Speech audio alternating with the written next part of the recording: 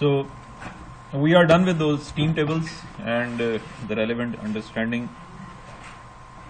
All the concepts I have tried to explain, okay, and we have solved few numericals as well. And now it's up to you. How do you do practice and make yourself comfortable with all those things? Okay. So now in this lecture, I'm going to, you can say, finish that chapter number 3 if I talk in those terms, and that is also relevant to the introduction of few terminologies. Okay, few other terms, few other properties which you have already seen, but we are just looking at it from a more technical perspective, and let's say if there is some practical application, I may talk about that. So the first of all, the first property which I am going to talk about, it's about the specific heat, or I think before that let's define enthalpy.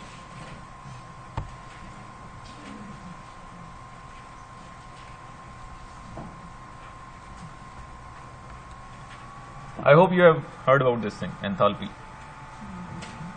Generally you represent it by capital H, okay, and it is nothing but a combination of those two terms.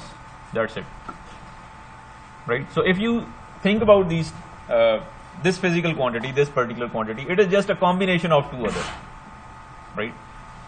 Don't consider it as if it is something very an individual property which is relevant to a substance, but what is it? It is simply a combination of two different things, which is U, the internal energy, and PV. And by the way, you already know that PV somehow or the other, this is pressure times volume, somehow or the other it defines work. Okay, so most of the time in thermodynamic systems you deal with that quantity. So to make it more convenient with the computation, what people have done is they have combined this quantity and say that okay, let's define it as enthalpy. Okay, and obviously units would be the same. Units would be the same. Okay, so if you talk about enthalpy per unit mass, that would be represented by small h, and everything would be written like this. I hope you understand this thing. Okay, so this thing is like for per unit mass. Now let's talk about specific heat.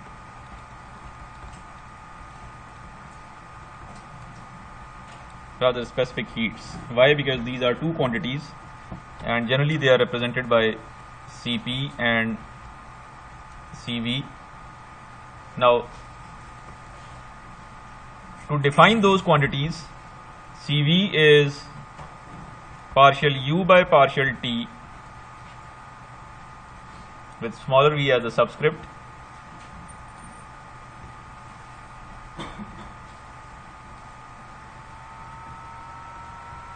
and Cp is partial H by partial T with the smaller subscript P. Now how you can define it? I hope you understood that partial sign. Do you? Not at all? Okay. Okay, you haven't taken any course in differential equations yet. Okay, so let me explain this thing so that you can understand what I am talking about. Whenever I say dx by dt, so it is a derivative of x with respect to time, is it? So it means I can say that this is kind of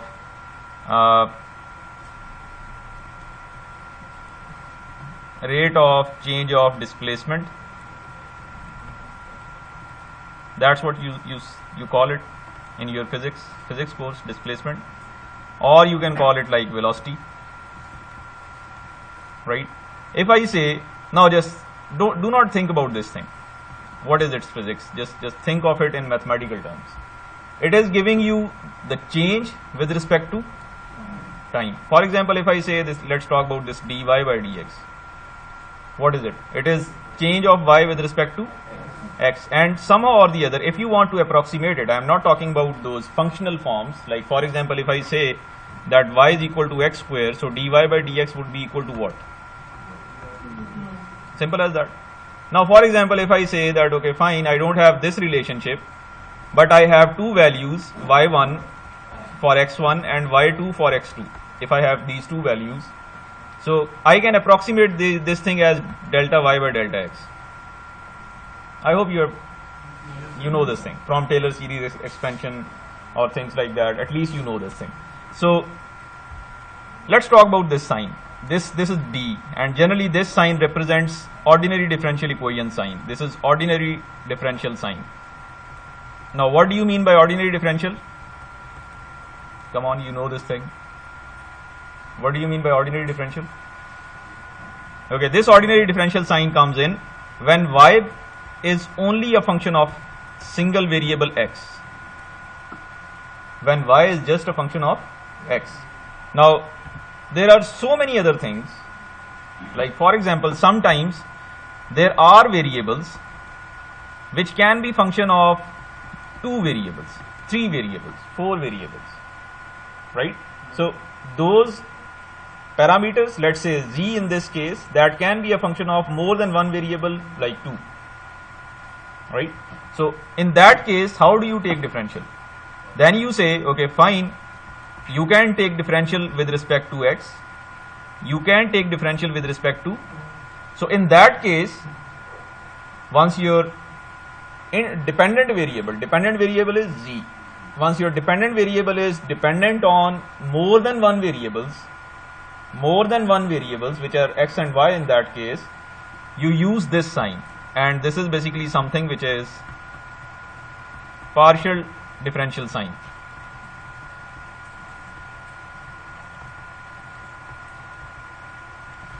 And once you do it, like for example, if I say that z equals x plus y, now how do you calculate it? Partial z by partial x. If you consider the derivative of z with respect to x, you would consider y as a constant. Remember that. You would consider y as a constant, and simply in that case derivative would be, if I ask you to calculate partial z by partial y, in that case x would be taken as constant, and then your derivative would be, do you understand that? So just to give you another idea, for example, if I see that z equals x square plus 3y, what would be partial z by partial x? 2x. And what would be partial z by partial y? 3. So now at least you have an idea what is partial differential and what is an ordinary differential. So whenever you see a sign of D, it means you are just talking about a variable which is dependent on only one variable. If you see a sign of this partial sign, you should straight away come to know that now you are talking about some variable which has dependence on more than one variable. Okay, so let's talk about this thing. Why did we talk about this partial u by partial t and then at a constant volume? You know this is internal energy, and from those PVT surfaces, you know that u can be a function of temperature or some other property. You know we need to have at least two properties to find out the value from the steam table, isn't it? So it means you need to have, let's say, two variables to find out the value of u, and similarly to find out the value of h, because you remember there were 4 properties given in the steam tables. What are those 4 properties? You have specific volume, internal energy, enthalpy and entropy. So now we are talking about the third one, enthalpy. I have already talked about that. So if in some case you need to know what is enthalpy, you can straight away go to that on the similar rules which we have discussed about previously. So, and you can see the value. So there is one property left which is about entropy. We will talk about that later on, but my point is, if this is partial u by partial t, so it means you should straight away know that u is a function of more than one variables, and out of those variables one of them is temperature. Okay, now how can I physically describe this quantity? I would say that I am talking about change of internal energy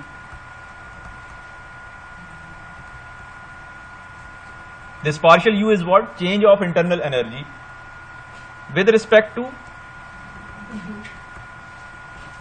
change in temperature. I'm sorry for that, I'm just using it like this. writing it like this, change in temperature. Okay, and what does that subscript mean? It means I am talking about that change at constant volume. Right? So whenever you see this thing, CV, which is the specific heat, and then V means constant volume. So specific heat at constant volume, what does that mean? You are talking about change of internal energy with respect to some change in temperature, right, at constant volume. So this is what is meant by this mathematical relationship in physical terms. Now let's talk about this thing. Based on the same ground, how can you define this quantity? This is rate of, so not the rate of, because rate is used for time derivatives. Rate is used for time derivatives. We are not talking about derivatives with respect to time, so I won't use the word rate. Okay.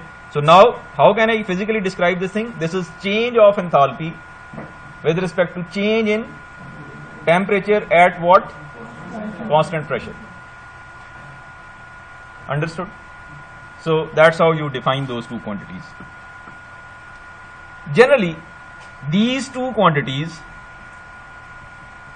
CV and CP, these are, you can say, function of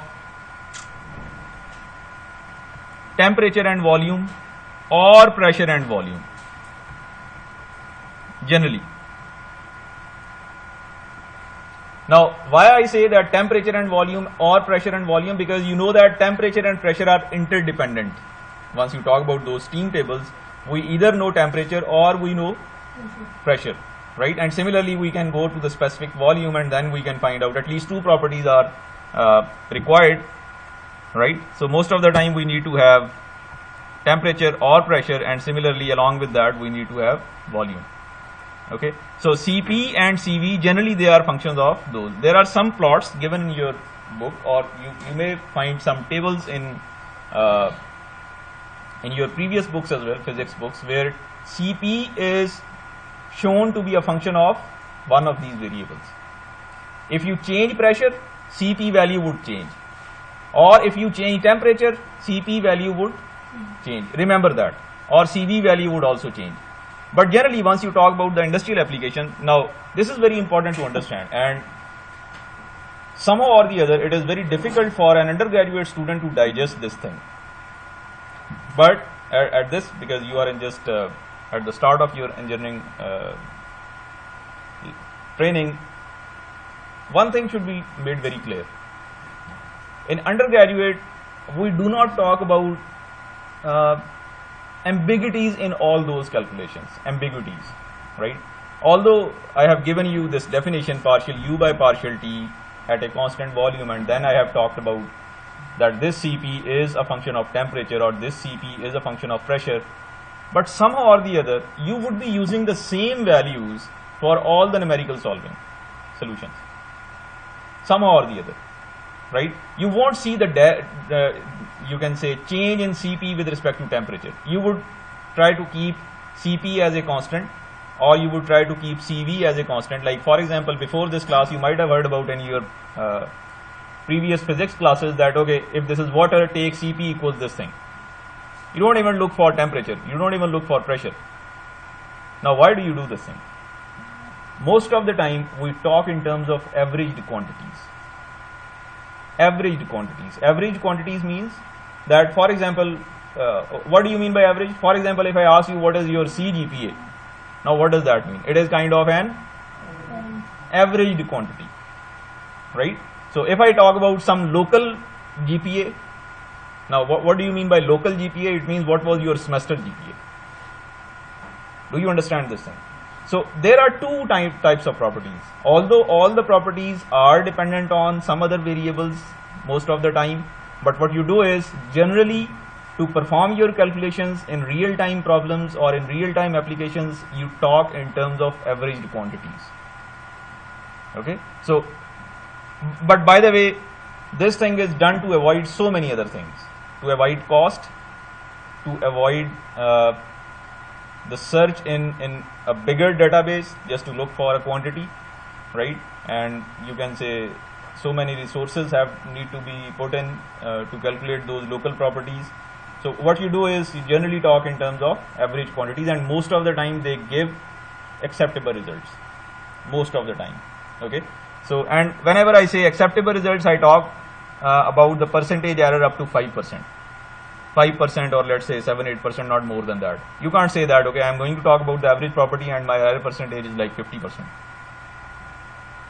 You can't say that, right? So acceptability of error is what you can say that, okay, fine, my error is, if I use in terms of average property, it is going to be going to give me an error of 5%. Okay, fine, no problem at all. Okay, so that's what I wanted to tell you, that although these are the properties generally taken as the functions of temperature or pressure, but most of the time we would be using the average quantities. Okay, so there is another thing which is known as specific heat ratio.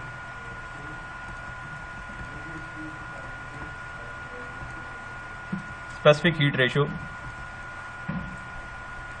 So this is generally represented as K. Do not confuse this K with thermal conductivity. Thermal conductivity, remember that, please.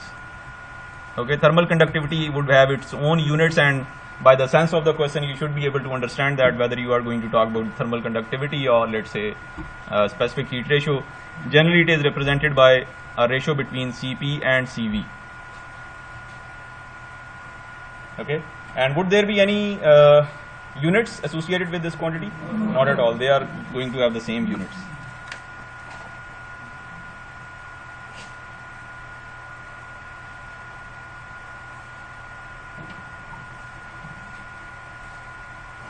Okay, now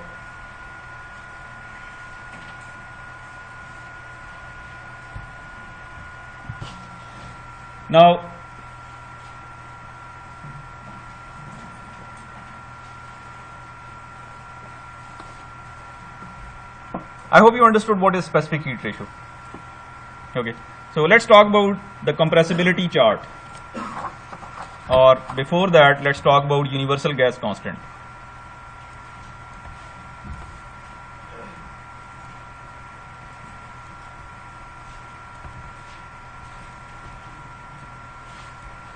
Now why do we need to define all those quantities, just like universal gas constant and PV equals RT? You might have seen in your chemistry class, or in some cases physics class as well, that if you talk about PV equals RT relationship, it is applicable for air, it is applicable for hydrogen, it is applicable for neon, and all the other things. Most of the time you would be using the same relationship, isn't it?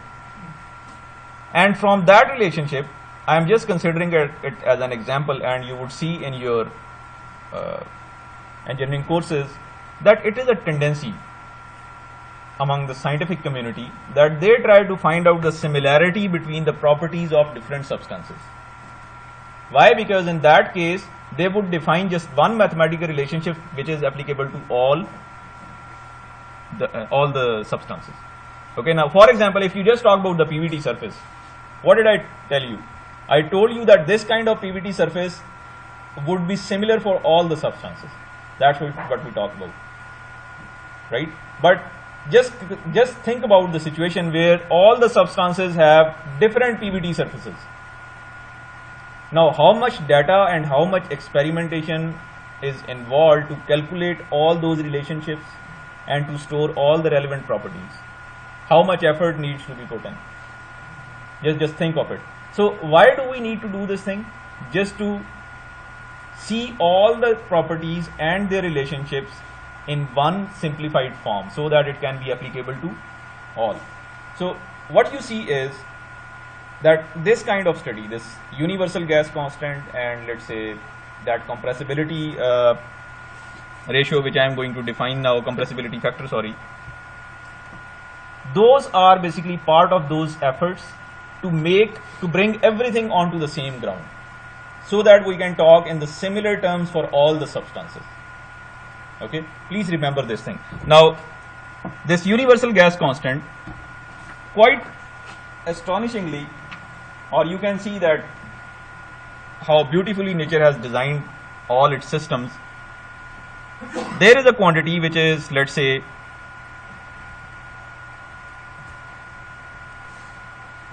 PV bar by T. Now this is related to specific volume. If you divide it by M, this would be like V bar, simple as that. P is pressure, T is temperature. Now somehow or the other you are going to define, and I'm just talking about gases, remember that, I'm just talking about gases. I'm not talking about liquids anymore. Okay, for gases, this is a ratio, PV bar by T.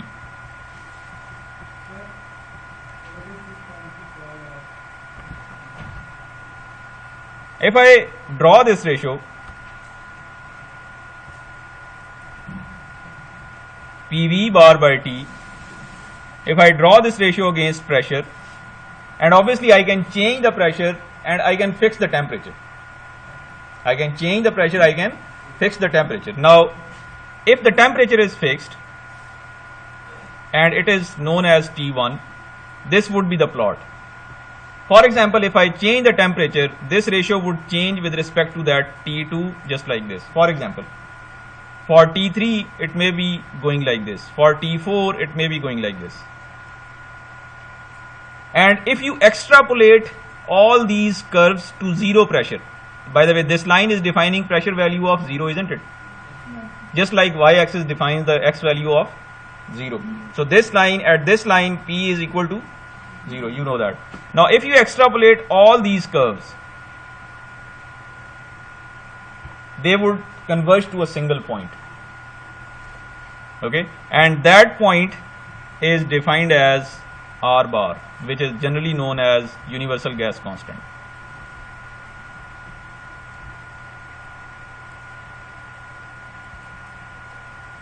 And you see the beauty of the nature, for all the gases it has the same value. That's why it is known as universal gas constant. You extrapolate it to zero pressure value, right? And what you are trying to do, somehow or the other, scientists have been able to find out that relationship, that okay, fine, if I am going to use this PV by T relationship, and we plot it with respect to pressure, and we extrapolate it to zero pressure value, all the substances would be converging to a single value. All the substances, right? And that's single value is known as universal gas constant. Now, that universal gas constant, so you can say that this, if P equals 0, limit P equals 0, P approaches 0, so this relationship PV bar by T would be equal to R. I hope you can interpret this thing. Can you? Because this relationship PV bar by T, if in this case P approaches 0, it would give you, simple as that. So you can say it's a limiting case. When you approach zero pressure, that relationship would converge onto R. Okay.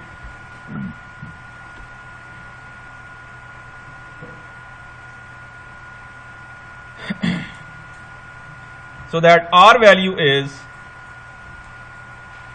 8.314 kilojoule per kilomole per Kelvin, or you can say this is 1.986 BTU pound mole Rankine, or you can say this is 1.45 feet pound force pound mole Rankine. I mean, all these quantities are given in different units. Oh, it was just by R by M per unit mass. That's it. Nothing complex. Okay. So I'm sorry. I think I have reversed this relationship. This is the thing. R equals R bar by M. So if you have R bar, you can say this is Rm. So if you use this R, it means this is R bar per unit mass, right? So if you use PV bar, it would be R bar. If you draw the relationship between PV by T, it would be simply R then. Just a way to define the quantities. So now let's find out this compressibility factor. let's define it. Compressibility factor.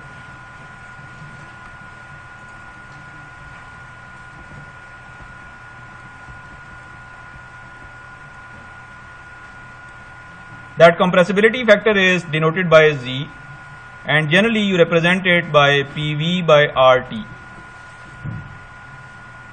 PV by RT. Now just see, if PV by T equals R, and when does it happen? When P approaches 0.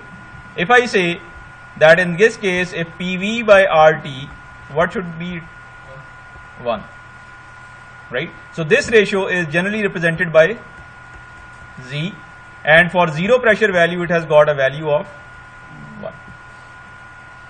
Remember that.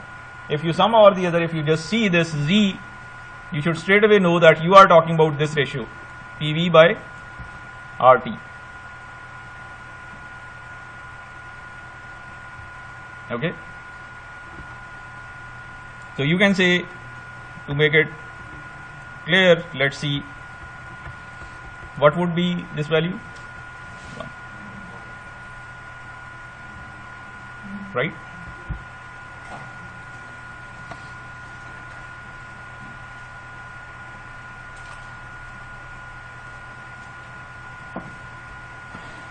Now this thing, this, what is this value? If pressure is 0, what would be this value? Okay, if PV is 0, if P is equal to 0, PV by T is equal to R, isn't it? If P is 0, this value is, if you just divide the both sides with R, it would become, what is this ratio? Okay. By the way, again, this is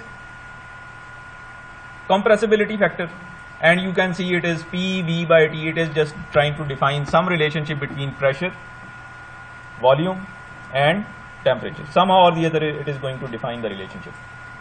And remember one thing, that if we talk about the PVT surface and I say that it looks similar for all the substances, what does that mean? Would all the values be similar? It would be similar in shape.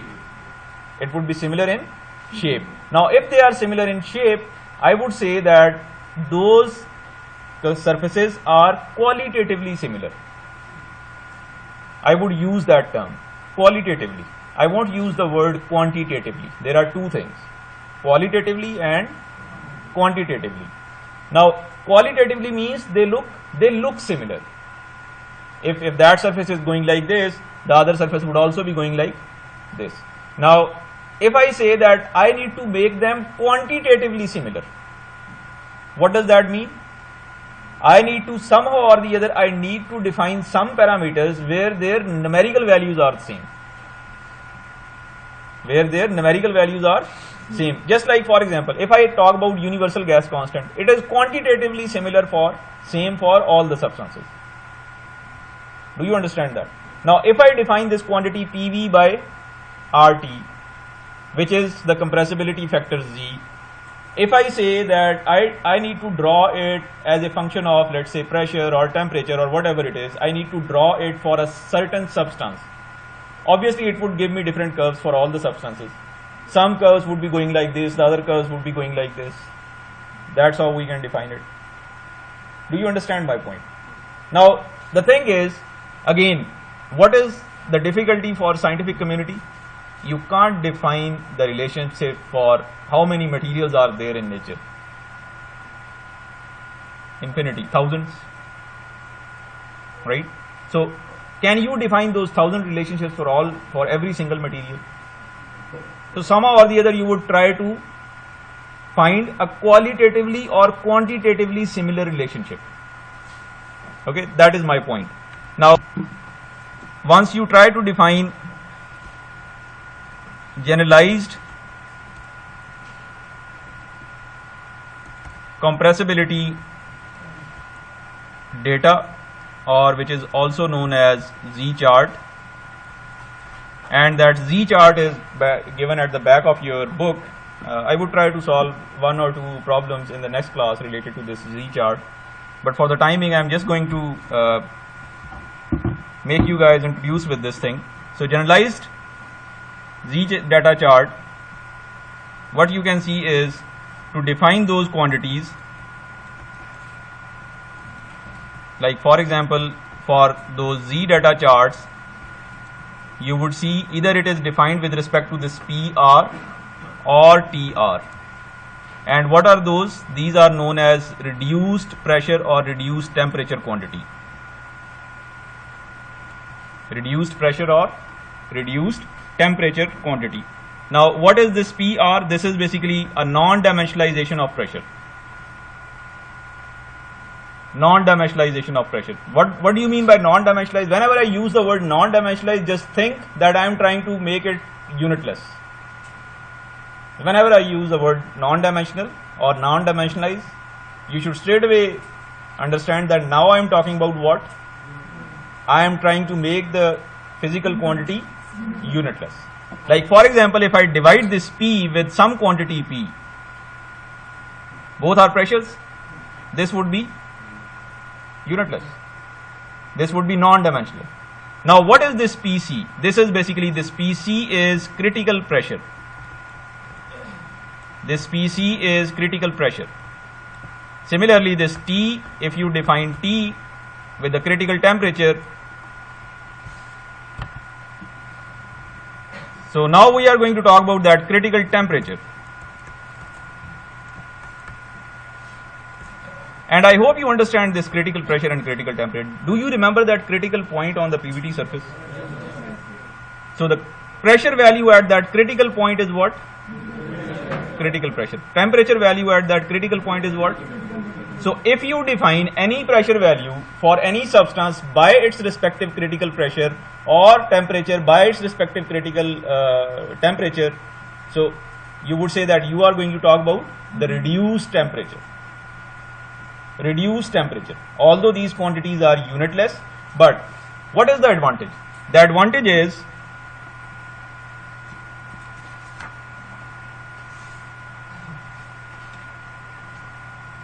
if you plot Z, now just see the beauty. If you plot Z with respect to critical pressure or critical temperature, you would see that all the curves would become similar for all the materials. That's the advantage. Do you understand why we are going to introduce that reduced pressure or reduced temperature term? There are so many materials found in nature. What you need to do is, obviously if there are so many materials, how many combination of PV and T can be possible? Would you define independent relationship for all of those materials? You can't. I mean, there are limitations, right? So if you want to bring a similarity, not only qualitatively but also quantitatively, what you need to do is, scientists have introduced a quantity which is known as reduced pressure. That okay, let's see that we are not going to talk in terms of pressure itself, we are going to talk about reduced pressure. If we try to draw Z for all the materials with respect to their respective reduced pressures, we would say that all those curves would become similar, not only qualitatively but also quantitatively, right?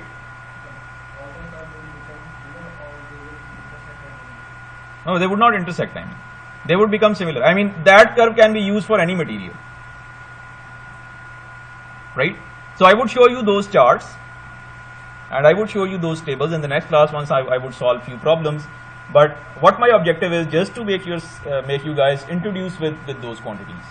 And you see there is a logic behind every step. Why do you introduce a new term? Why do you want to non-dimensionalize it?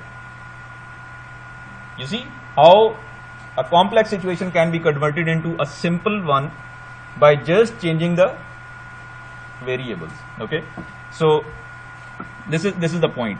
And now, for example, okay, let me give you some idea. these are few curves. I'm sorry, this would not intersect it. Now every curve would be defined for a certain reduced pressure.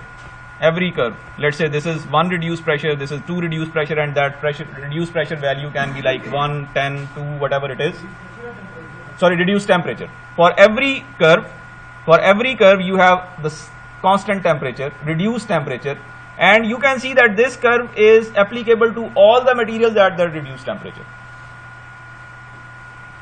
This curve would be applicable to all the materials at the other reduced temperature, TR2. You see, that's the beauty. That's why you need to define reduced temperature and reduced pressure. Okay. So now I hope you understand the reason behind the Z chart, the universal gas constant. You should know the limit sign. Limit, zero pressure. You always talk in terms of zero pressure. Now, I'm not going to define mathematically how to go for that ideal gas equation, because that involves some you can say mathematically complex relationships. They involve series. I hope you understand that, infinite series, power series, things like that. You might have heard about those things in your calculus course, but I'm not going to use those. But I'm just going to tell you that these are the basics behind those relationships. And now let me talk about that ideal gas equation.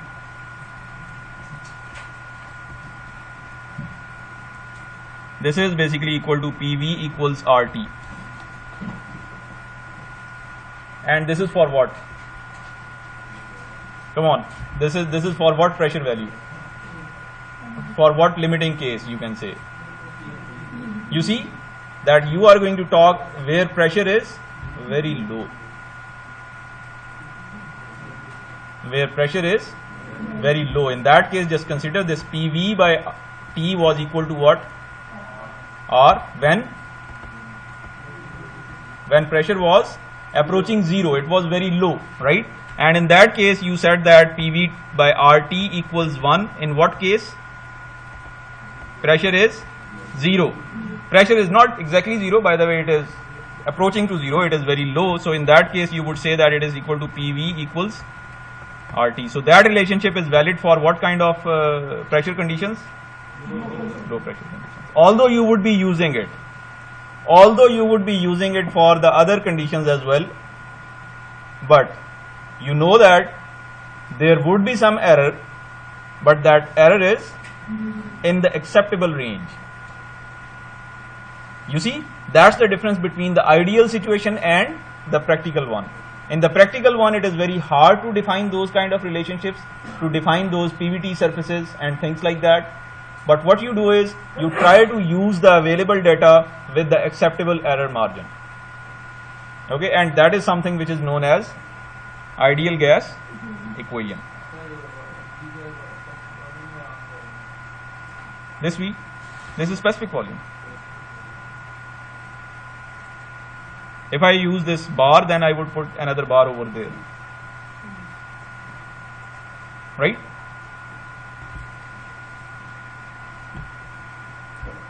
Now similarly, if we use the capital volume, capital V sign, which is the actual volume, right? Actual volume. So then you would say that it is equal to MRT. And if you define specific volume with respect to kilomole, or let's say moles, you would say that it would be equal to, you just need to see the units. If those units are what? Meter cube per kg, then this would be the relationship.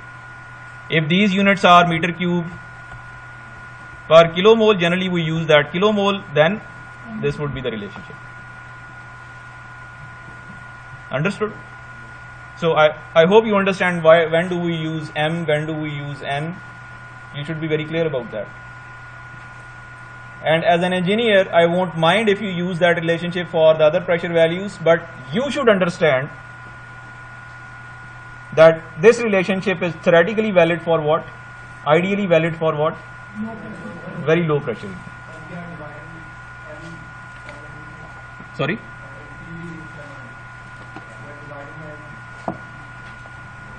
If you divide what? I'm sorry, you just need to see the units of this quantity. If it is meter cube per kg, then use this relationship. It would be converted into this one, right? Now there is another thing. What was H? H can be defined as what? U plus, I'm sorry, this is smaller h, U plus PV. Now I can use this quantity as RT for very low pressure regions. So you can say enthalpy can be defined by this relationship as well. Enthalpy can be defined by this relationship as well. For gases, remember we are just talking about gases.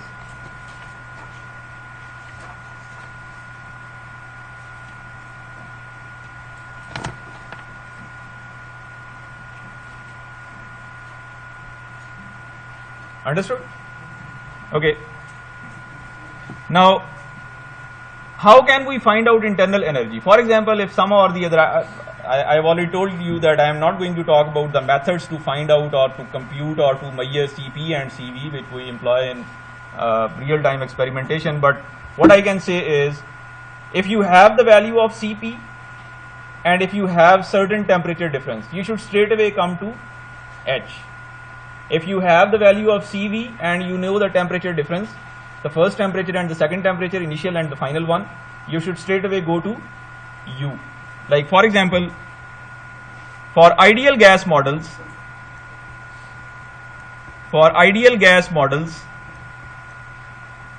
for all those gases, or let me rephrase this, for all those gases which follow this law, PV equals nRT or PV equals RT,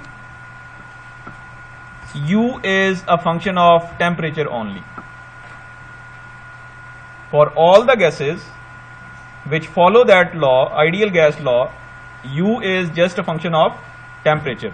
Now in that case, if I ask you that Cv can be defined by du by dt, can you tell me the reason between changing the partial sign into that differential, that d sign?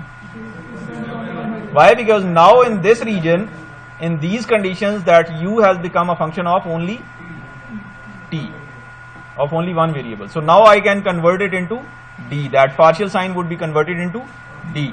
So you can say that in that case, if I ask you what is du, I would say that it would be equal to Cv dt. If we integrate it, we can straight away find out what is u2 minus u1. It would be Cv into T2 minus T1.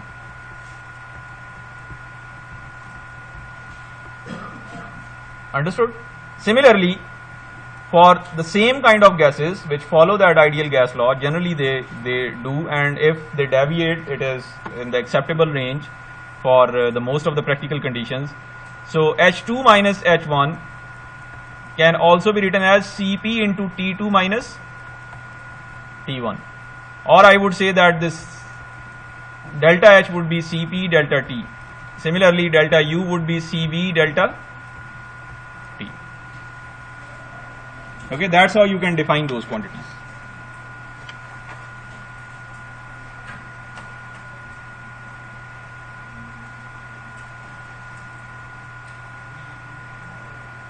Now, if from those relationships, just remember this one, if from those relationships, let's find out the relationship between Cp and Cv. I hope you have already been introduced with that relationship. H equals what? U plus RT. We can write it like this. If I take the derivative with respect to time,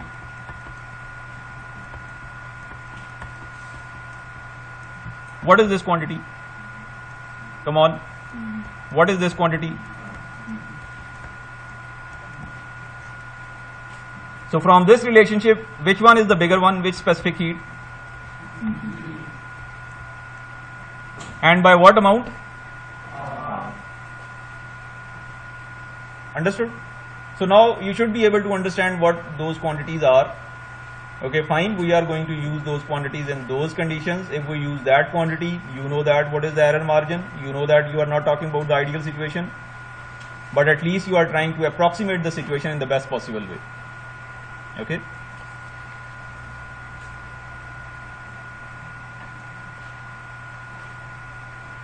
And similarly, you can find out this relationship with the specific heat ratio as well. Just plug in the value of specific heat ratio. For example, if I say okay, leave it. I mean, you can find out the relationship between K and R. You can find out the relationship between some other combinations as well. But this is the fundamental relationship.